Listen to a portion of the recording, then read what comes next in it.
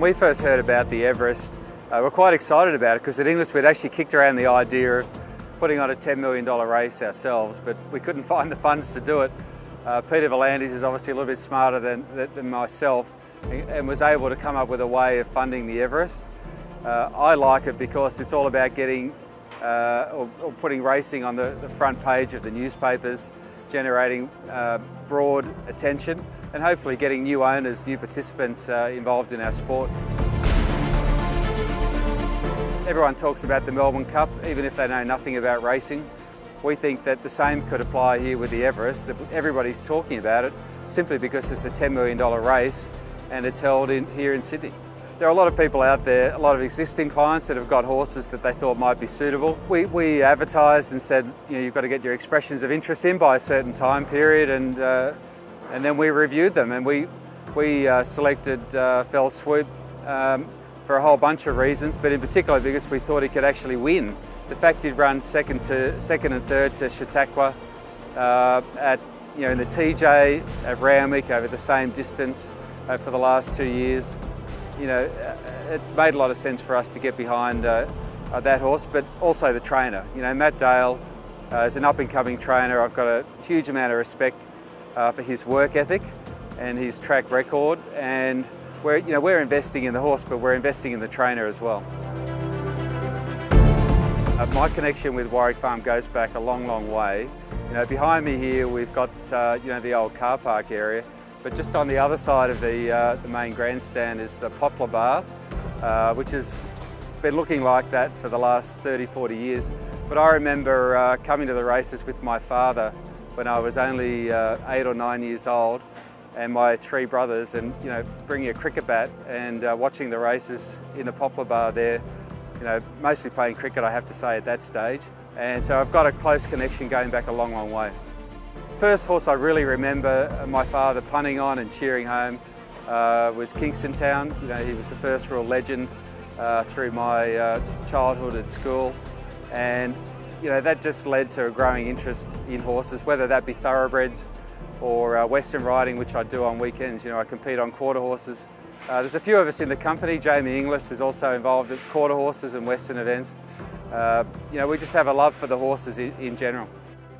Yeah, so I've had 3 careers and they're all completely different, and I can't explain how they're connected in any shape or form. But I was certainly in the Navy. I was a principal warfare officer, which meant that my job was operating all the weapon systems on a ship, coming up with the tactics to win a battle. If there are two little flotillas of naval ships, my job was to make sure we survived.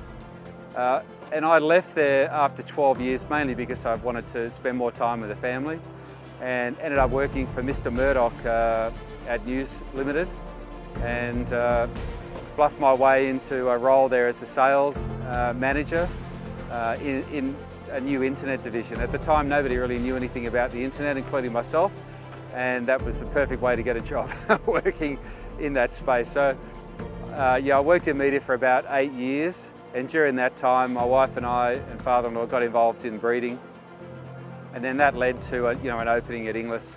When the time came for Inglis to look outside of the family for a CEO, I was offered that role because I think they primarily wanted a business person who had a passion for horses. So it was a perfect mix for me. 10 years are up. There's been plenty that we've achieved over that 10 years.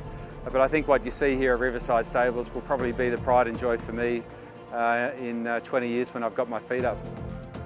Riverside Stables should be completed by mid-December. The Inglis crew will be moving in here. We're taking a floor as our head office, but it will open to the public in January. Around the 21st of January, the Accor run hotel, the William Inglis Hotel, which will be an M Gallery by Sofitel, the restaurants, the bars, the day spa behind me here, and this pool, they'll all open ideally on January 21, a few weeks ahead of the first sale, which will be the Inglis Classic sale held here on February 10. I think the scale of this place will knock everybody's socks off when they get here. There's a lot of space for people, for horses, horses to stride out and show themselves off. The vendors that we have, the breeders, they can spend at least 3 years producing a top quality yearling, and they get a limited amount of time to show them off. So we think it's really important to get it right and give them the best amenity we can. You know, at Newmarket it had a great atmosphere but not much space. Here we've got the atmosphere, we've got the facilities, and we've got the space. I think that's really important. I think aside from that, we're the only auction house in the world that's going to have a hotel as part of the offering. So for guests who don't want to travel, they can just stay here and relax and enjoy the whole experience.